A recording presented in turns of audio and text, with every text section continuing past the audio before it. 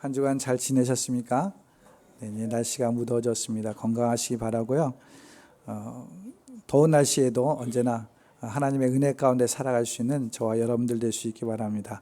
이제 여름이 되어서 이제 수련회가 이제 2주 정도 앞두고 있는데 우리 서강섭 지사님 기도해 주신 것처럼 잘 준비돼서 은혜로운 그런 수련회가 될 수 있기를 바랍니다. 그래서 여러분들이 많이 참여해 주셨으면 감사하겠습니다. 아직 신천서가 한 장도 안 들어왔어요. 근데 아마 늦게서 넣었기 때문에 지난주에 헌금 통해서 아마 끝내지 못했을 거라고 생각이 돼서 오늘 넣으셔서 많이 참석해 주시기 바라고, 이따 광고 시간에도 또 광고 드리겠지만 우리가 가는 장소는 어떤 장로님의 별장이나 마찬가지예요. 그래서 잔디로 잘 구성되어 있고요. 그리고 또 이제 그 장소가 너무 아늑하게 우리만의 공간이 되어 있어서 좋은 것 같습니다. 가족들이 지내기에 아주 좋은 공간인 것 같아요. 그래서 오셔서 함께 평안한 쉼을 얻었으면 좋겠다 생각이 됩니다. 그리고 또 말씀 가운데 은혜를 받았으면 좋겠다 생각이 됩니다. 많이 참석하시기 바랍니다. 아무도 안 오실 겁니까? 저 혼자 가서 그냥 따라 앉아 있을까요? 네. 많이 참석하셔서 저녁 때라도 오셔서 같이 식사도 나누고 나눔도 가졌으면 좋겠습니다. 우리는 생활 속에서 종종 건망증을 경험하죠. 여러분들 많이 경험할 거예요. 건망증에 대한 에피소드가 있어서 몇 가지를 이야기해 드리고자 합니다. 먼저 이제 이런 건망증도 있어요. 계단에 굴렀습니다. 계단에 오르다 굴렀어요. 툭툭 털고 나니까는, 그런데 내가 계단을 오르다가 굴렀는지 내려가다 굴렀는지 그걸 까먹었다는 겁니다. 또 하나의 에피소드는 아침에 일어나 이를 닦으려고 화장실에 갔어요. 그런데 내 칫솔이 도대체 찾을 수가 없는 것이에요. 색깔이 기억이 안 나는 것이죠. 분명히 4가지밖에 없는데 그중에 내 것을 잊어먹었다는 것이에요. 또 한 가지 건망증은 학교에 가려고 집을 나섰다가 잊은 것이 있어서 도로 집에 갔어요. 그런데 내가 뭘 가지고 왔는지 생각이 안 나는 것이에요. 그래서 애꿎은 우산만 챙겨갔다는 것이죠. 그날은 햇볕이 쨍쨍 났던 날이라고 합니다. 또 한 가지는 짜장면을 먹으러 이제 갔어요. 근데 짜장면을 막 먹고 나는데 오직 내 그릇에만 단무지가 한 입만 비워놓은 단무지가 7, 8개 있는 거예요. 무슨 뜻입니까? 한 입 먹고 내 것이 모르고 또 먹고 또 먹고 그랬다는 것이죠. 우리는 삶 속에 종종 이렇게 건망증을 경험합니다. 저도 책상에 앉았다가 무언가 생각나서 하려고 하다가 잠시 다른 일을 하다 보면 순간 까먹을 때가 있는 것을 보게 됩니다. 그래서 어른들은 이런 이야기를 해요. 아이들을 돌볼 때 도리도리 하지 말라고 그래요. 왜냐하면 생각이 다 빠져나가서 아무것도 생각이 안 나기 때문에 이거 하지 말라고 이야기하기도 합니다. 그러나 건망증은 당연한 것이라고 의학적으로 이야기를 해요. 원래 인간의 뇌세포는 30세가 넘는 순간부터 감퇴하기 시작된다고 합니다. 점차 일시적으로 기억의 감퇴 현상이 일어나는 것이 정상이라고 합니다. 뇌세포는 감퇴하는데 우리의 머릿속에 채워야 할 것들이, 처리해야 될 정보들이 더 많아지기 때문에, 지나치게 많아지기 때문에 뇌는 그것을 차단하는 수단으로 기억장애, 일시적인 검색 능력 장애가 보인다라는 것이에요. 이러한 현상은 대부분 일시적이거나 노화에 따른 자연스러운 기억 감퇴라고 말합니다. 이러한 현상을 보면서 심리학을 연구했던 에빙하우스라는 분은 이런 말을 했어요. 사람은 사람의 기억력에 한계가 있다라고 말하면서 이것을 망각곡선이다 이렇게 표현합니다. 망각곡선. 그러니까 나이가 들수록, 세월이 들수록 이 곡선은 점점 잃어버리는 것이 많아진다는 것을 이야기합니다. 이런 연구의 대부분의 사람들은, 연구를 통해서 대부분의 사람들은 처음 학습한 내용, 그날 처음 학습한 내용을 하루가 지나면 80%는 다 잊어먹게 된대요. 그래서 반복 학습이 중요하다, 이렇게 필요하다 이야기하기도 하죠. 이런 내용을 들으면 어떻습니까? 좀 위로가 되십니까? 건망증 내가 그냥 자연스러운 거구나, 그렇게 생각하시면 돼요. 또 내가 건망증이 있어서 답답해하지 마시기 바랍니다. 나는 왜 이래 이렇게 생각하지 마시고 누구나 그럴 수 있다라고 생각하시면 될 것 같습니다. 그럼에도 우리가 삶 속에서 이런 건망증이 당연하다 할지라도 결코 잊어서는 안 되는 일이 있어요. 그게 뭡니까? 하나님을 잊어버려서는 안 되겠죠. 지금도 우리 성도들 가운데 병상에 계신 분들이 있습니다. 저도 예전에 신방하면서 이제 병상에 있는 분들한테, 어르신들 특히 그런 분한테 항상 의식이 별 없어도 늘 귀에다 속삭이는 말이 있어요. 그게 뭡니까? 예수님 믿으세요. 하나님 나라가 있어요. 그 얘기는 꼭 하고 있습니다. 여러분들도 모든 것이 잃어버릴지라도 하나님을 잃어버려서는 안 돼요. 그것을 신학적으로 뭐냐면 신의식이라고 그래요. 신의식. 하나님에 대한 생각을 잃어버려서는 안 된다는 것입니다. 신앙생활의 가장 중요한 것이에요. 늘 우리는 하나님을 의식하면서 하나님 앞에 믿음으로 살아가야 된다는 것을 보여주고 있는 것이죠. 또 하나 중요한 의식이 있는데 그게 뭡니까? 자의식이에요. 자의식. 내가 누구인지 내 본분이 무엇인지를 분명히 알아야 된다는 것이, 나에 대해서 너무 과대망상할 필요도 없고 과소평가해서도 안 돼요. 하나님 앞에서 내가 누구인지를 분명하게 알아야 되는 것. 이가 신앙생활에서 가장 중요한 것들이에요. 신의식과 자의식을 분명히 알아야 된다는 것입니다. 오늘 본문은 특별히 우리가 누구인지를 말씀해 주고 있다 생각이 됩니다. 오늘 본문 11절 말씀입니다. 같이 함께 읽도록 하겠습니다. 시작. 하나님의 사람이여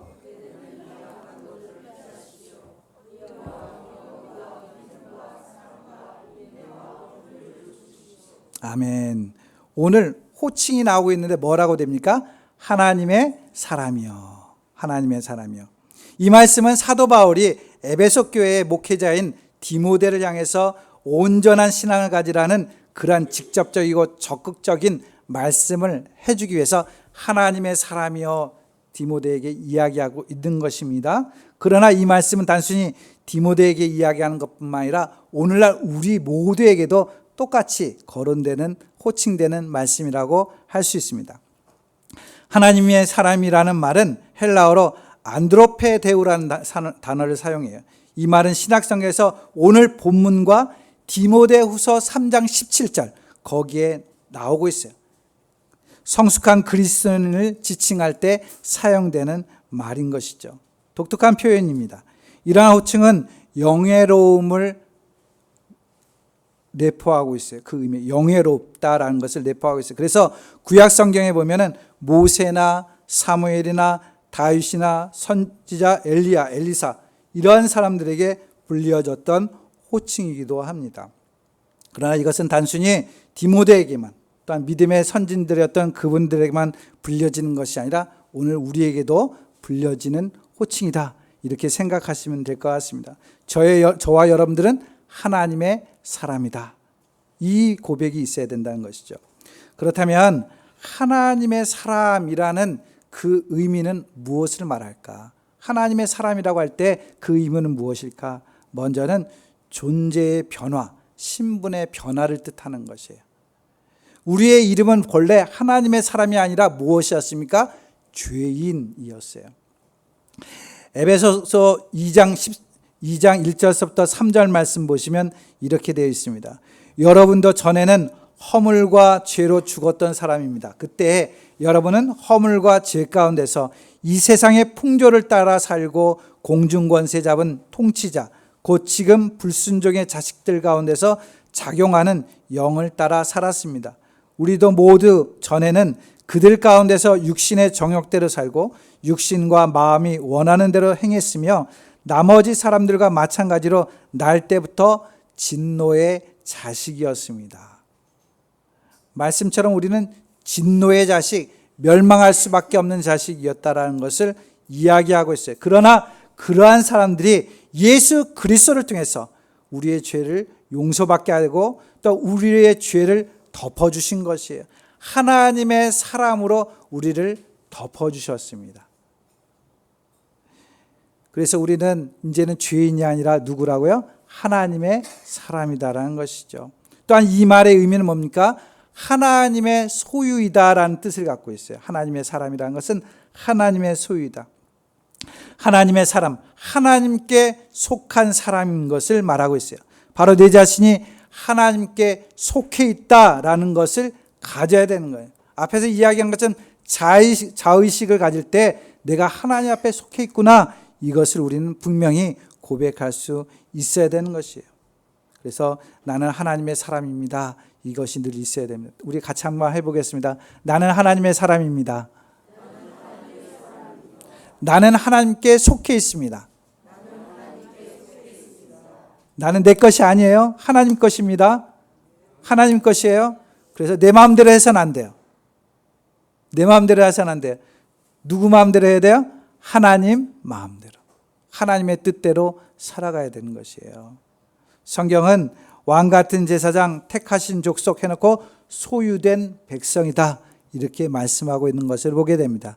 여러분들은 하나님 앞에 속한 사람입니다. 그런데 놀라운 것은 계시록 3장 20절 말씀, 여러분들이 잘 아시는 말씀인데, 보아라 내가 문 밖에 서서 문을 두드리고 있다. 누구든지 내 음성을 듣고 문을 열면 나는 그에게로 들어가 그와 함께 먹고 그는 나와 함께 먹을 것이다 라고 주님께서 말씀해 주셨어요.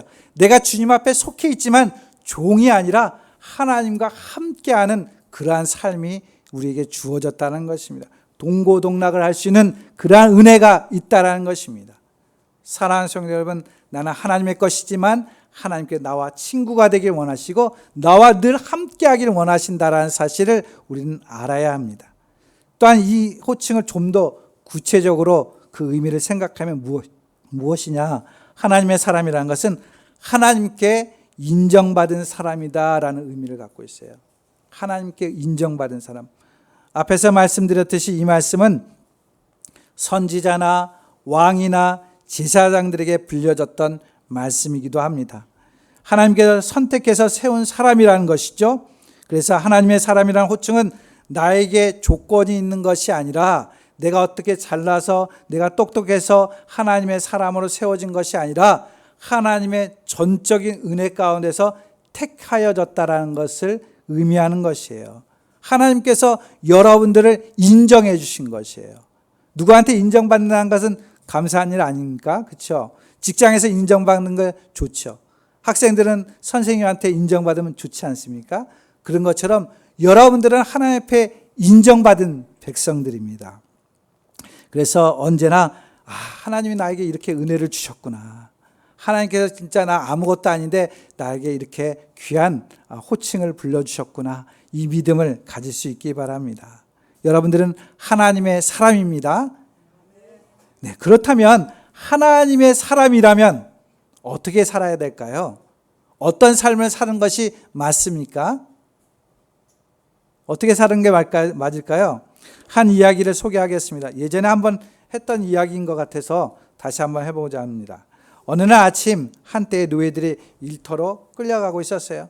다들 노예니까는 그 신분에 따라서 다들 힘이 없이 절망적으로 걸어가고 있었습니다.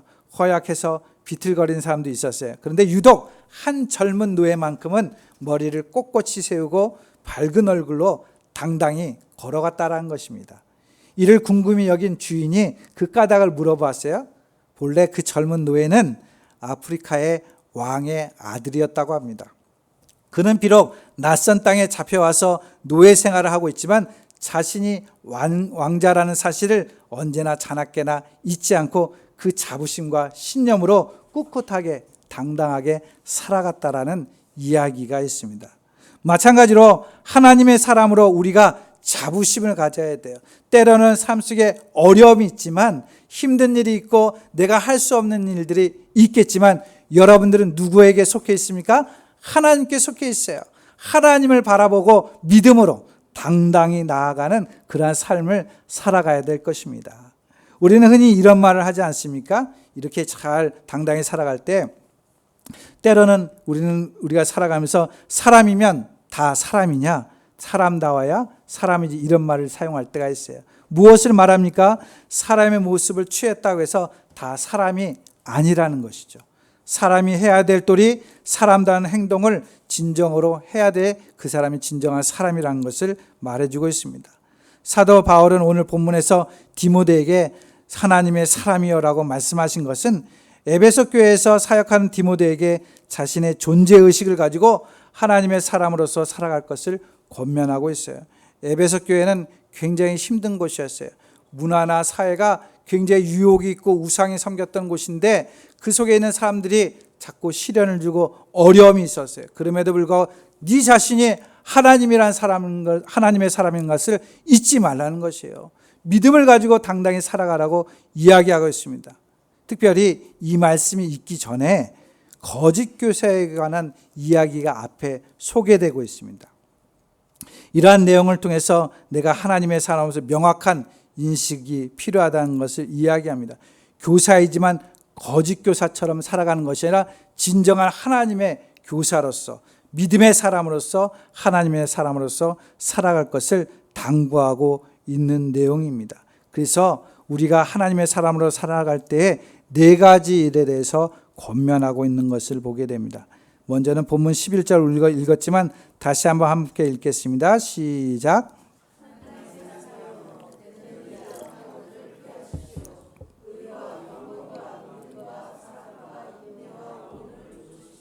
네, 가장 먼저 우리가 해야 될 것이 뭐냐? 피하십시오입니다. 뭐 하라고요? 피하십시오. 이 말씀은 처음에 소개한 것처럼 거짓 교사들의 모습을 피하라는 것이에요. 내가 교사로 활동하고 있지만 나는 거짓 교사가 될 거야 라고 생각하는 사람 아무도 없어요. 그렇죠? 여러분들 직장 속에서 내가 삶을 살아가는 어떤 직분 속에서 거짓된 삶을 살겠다고 하는 사람 아무도 없어요. 그렇죠? 근데 거짓 교사가 생긴다는 것은 무엇을 의미합니까? 하나님의 뜻보다도 자신의 뜻을 앞세우고 자신의 생각을 앞세워서 하나님과는 다른 삶을 살아가는 것, 그것이 거짓 교사나 마찬가지입니다. 잘못된 신앙의 이론을 가지고 살아가는 것을 말하고 있어요. 그런 것처럼 디모데에게도 마찬가지에 이러한 사람들을 피하라는 것이에요. 이러한 사람 피하고 너에게 주신 하나님의 뜻을 온전히 세워가라고 합니다. 넓게는 그런 말이기도 한데 작게는 10절 말씀, 여러분들 성경을 보시면 아시겠지만 거기에 뭐라고 하냐면 돈을 사랑하는 마음을 피하라는 것이에요. 돈은 원래 가치 중립적입니다. 이것은 선악의 대상이 아닙니다. 중요한 것은 마음이에요. 돈을 사랑하는 마음을 피하라고 말씀하고 있어요. 부해지려고 하는 마음, 세상을 사랑하는 마음, 이것들을 다 피하라는 것입니다. 이것들은 다 무엇이라고요? 악한 것이다 라고 이야기합니다. 악한 것이다. 악한 것이라고 단정합니다. 돈을 사랑하는 마음, 세상을 사랑하는 마음은 악한 것이에요. 우리가 돈을 사랑하는 마음보다 우선해야 될 것이 무엇입니까?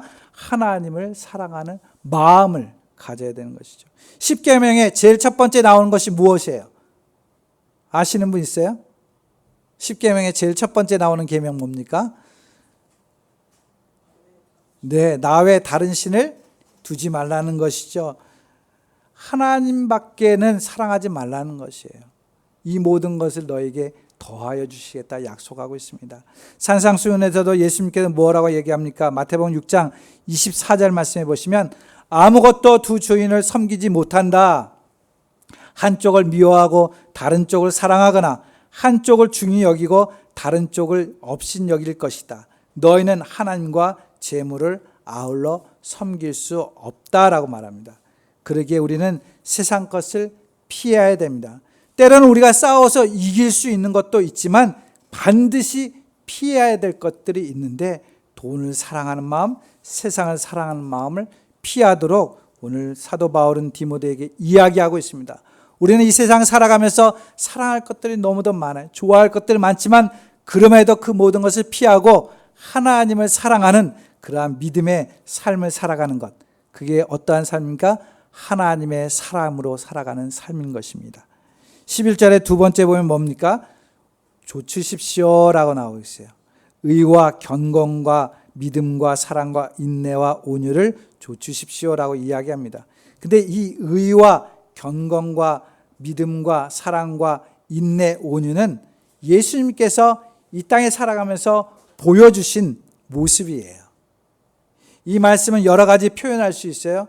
쫓는 것이 무엇인가? 그것은 하나님의 말씀을 따르는 삶입니다. 그래서 마태복음 16장 24절에 보면 누구든지 나를 따라오려거든 자기를 부인하고 제 십자가를 지고 나를 따라오너라. 이게 예수님을 따라가는 삶이 좇는 사람입니다. 또 하나는 예수님의 마음을 품는 것이 좇는 삶이에요. 빌립보서 2장 5절 말씀에 보면 그리스도의 마음을 품으라 라고 얘기한 것이에요. 이게 바로 좇는 삶입니다. 또 한 가지는 성장하는 것을 이야기하는 거예요. 좇는다라는 것은 끊임없이 성장할 것을 요구하는 것이에요.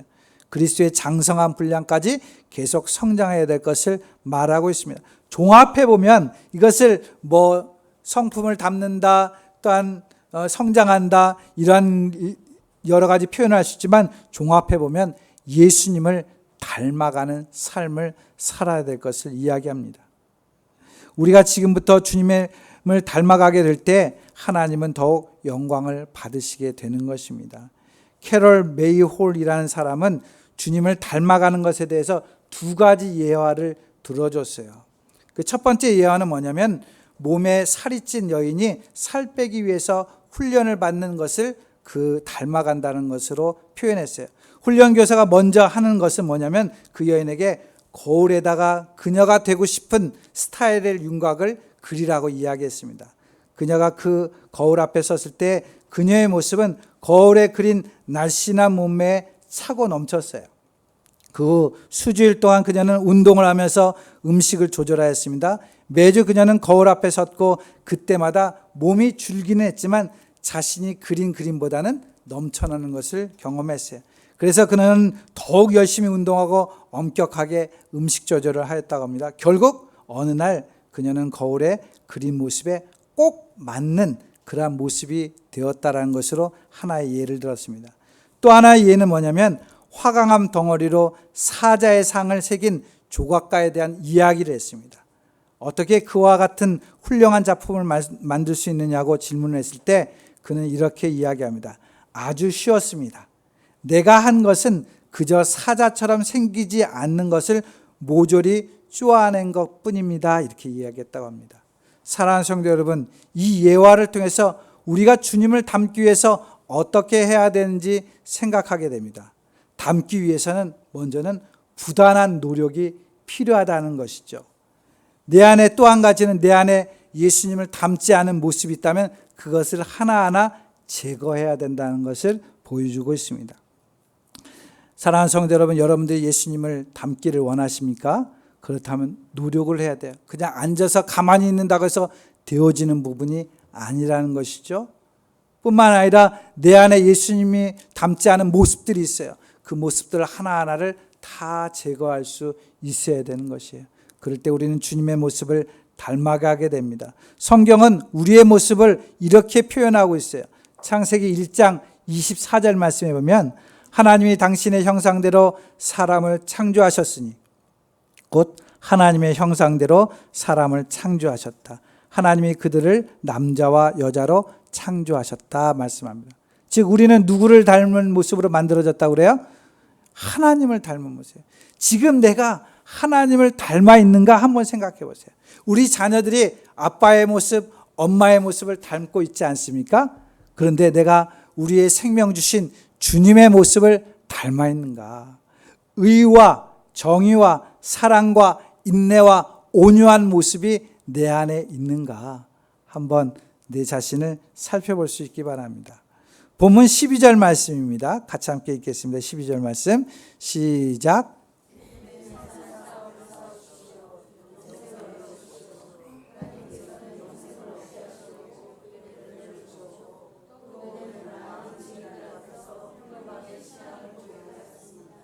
아멘. 하나님의 사람, 하나님의 사람이 이제 행해야 될 삶이 두 가지 앞에서 이야기했어요. 뭐라고 얘기했죠? 피하는 것, 또 좇는 것. 네, 말씀했어요. 여기서 12절에서도 두 가지가 나옵니다. 먼저 나올 거는 싸우십시오라고 했어요. 싸우십시오. 믿음의 선한 싸움을 싸울 것을 말씀해 주고 있어요. 우리의 믿음이 흔들리게 하는 것, 우리를 시험하는 것, 여러 가지 상황과 여건 속에서 싸워야 된다는 것을 이야기합니다. 믿음을 방해하는 요소들이 얼마나 많습니까? 간단하게는 교회 나오지 못하게 하는 요소들이 있어요. 신앙생활을 못하게 하는 요소들이 있어요. 말씀을 못 읽게 하는 요소들이 있어요. 찬양을 못하게 하는 요소들이 있어요. 주님께 영광을 돌리는 일, 주님을 만나는 일을 방해하는 요소들과 우리는 늘 싸워야 되는 것이에요. 사도 바울은 고백하고 있습니다. 디모데후서 4장 7절 말씀에 나는 선한 싸움을 다 싸우고 달려갈 길을 마치고 믿음을 지켰습니다. 싸워야 될 걸 싸우지 않으면 우리는 세상에 속하게 되고 믿음을 잃어버리게 되는 것이에요. 하나님의 사람의 모습을 잃어버리게 되는 것입니다. 그래서 우리가 하나님이 우리에게 믿음을 선물로 주셨지만 우리는 그것을 지켜야 되는 것입니다. 또 한 가지 우리가 행해야 될 것을 이야기합니다. 그건 뭡니까? 얻으십시오. 앞에서는 싸우십시오. 또 하나는 뭐라고요? 얻으십시오. 무엇을 얻으라고요? 영생을 얻으십시오 얘기입니다. 여기서 얻으십시오라고 번역된 원어적인 의미는 폭력적으로 붙잡다라는 뜻을 갖고 있어요. 자신의 소유로 만들기 위해서 꼭 붙잡다라는 명령형적인 단어입니다. 디모데가 이미 영생을 확보했어요. 예수님을 믿었으니까 영생을 확보했지만 그것을 꽉 붙잡아 현재 그 영생의 기쁨을 누려라 라고 말씀해주고 있는 것입니다. 이런 의미에서 성도의 삶에 있어서 영생을 꽉 붙잡는 것은 너무나 중요합니다. 영생을 이미 소유했다라는 사실과 그것을 현재 삶 가운데 끌어안고 즐기는 것은 다르기 때문에 그렇습니다. 존 스토트 목사님은 이 본문을 가지고 이렇게 말씀하셨어요. 영생의 삶을 소유하는 것에 만족하지 말고 완전히 자신의 것으로 만들어 즐기고 최대한으로 누리라 이렇게 말씀하셨어요. 영생은 내가 죽어서 하나님의 나라에 가는 것으로 만족하지 말고 지금 나에게 주신 이 영생의 기쁨을 이 땅에서 누리면서 살아갈 것을 권면하고 있는 것입니다. 사랑하는 성도 여러분, 하나님의 사람에게는 영생이 있습니다. 하나님께서 가장 귀한 선물을 여러분들에게 주셨어요. 누구나 다 주셨지만 아무나 다 가질 수 있는 것은 아닙니다. 영생의 은총을 꼭 붙들고 그 은혜 안에서 살아가는 사람만이 바로 하나님의 사람인 것을 말씀해 주고 있습니다. 이것을 종합해서 생각해 보면 본문 14절 말씀에 이렇게 고백되고 있어요. 우리 14절 말씀 같이 함께 읽겠습니다. 시작.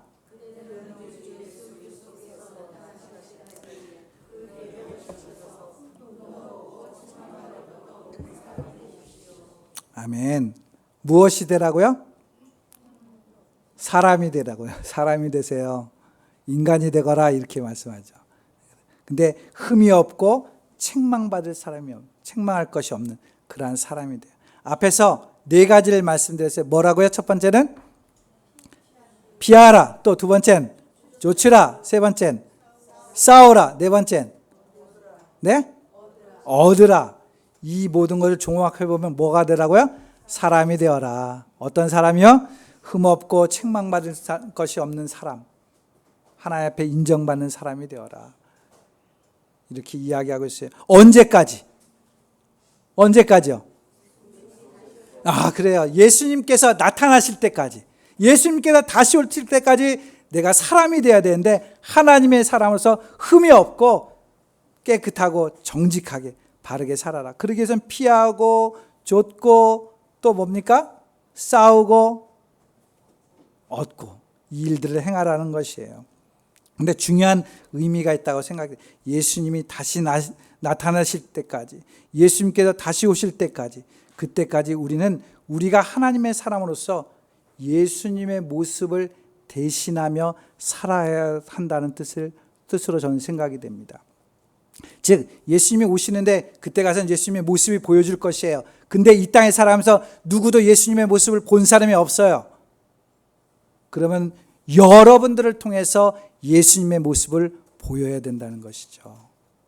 언제까지요? 주님이 오실 때까지 주님의 모습을 대신 보여줘야 되는 것이에요. 사랑하는 성도 여러분, 어떻습니까? 여러분들 모습을 보면 예수님의 모습이 보이십니까? 한번 서로 쳐다보세요. 예수님 모습이 상대방에서 보여집니까? 안 보여져요? 보여요? 그래요? 네. 여러분들 잘 생각하셔야 됩니다. 우리가 이 땅에서 하나님의 사람으로 칭함을 받았어요. 그 칭함 가운데 사람이 되어야 되는데 언제나 세상 가운데서 세상의 삶을 피하고 또한 주님의 뜻을 좇으면서 또한 믿음으로 싸워야 될 것을 싸우면서 하나님이 주신 그 영생의 기쁨을 얻고 누릴 때에 우리 모습이 점점 예수님의 모습으로 되어질 것입니다. 우리 팔당 공동체가 이러한 모습으로 세워질 수 있기를 바랍니다. 저와 여러분들의 삶을 통해서 언제나 주님의 모습이 나타난 그래서 이 땅에서 주님의 영광을 나타내고 또 우리의 삶 가운데 주님의 능력과 은총을 누리며 살아갈 수 있는 귀한 삶이 될 수 있기를 간절히 소망합니다. 이번 여름을 통해서 지치고 힘들지만 끝까지 믿음을 잘 지켜서 주님의 영광을 드려지는 저와 여러분들 될 수 있기를 주님의 이름으로 축원드립니다. 기도하겠습니다. 사랑과 은혜가 많으신 아버지 하나님, 부족하고 죄 많은 인생이지만 하나님께서 예수 그리스도를 통해서 우리를 하나님의 사람으로 세워주셨습니다. 이 세상을 사랑하기보다는 오로지 주님을 사랑하고 하나님이 주신 말씀, 의와 정의와 사랑과 또한 온유함과 인내함을 이루면서 영생을 얻고 또한 세상의 많은 어려움으로부터 믿음으로 싸워서 주님의 모습을 나타낼 수 있는 귀한 삶이 될 수 있도록 도와주시옵소서. 그래서 서로가 서로를 볼 때 서로의 모습 속에서 예수님을 발견하게 도와주시고 우리의 모습이 이 땅 가운데 많은 사람들에게 예수님의 모습을 나타내고 예수님의 능력을 나타낼 수 있는 귀하고 복된 삶이 될 수 있도록 함께하여 주시옵소서. 감사하고 예수님의 이름으로 기도드립니다. 아멘.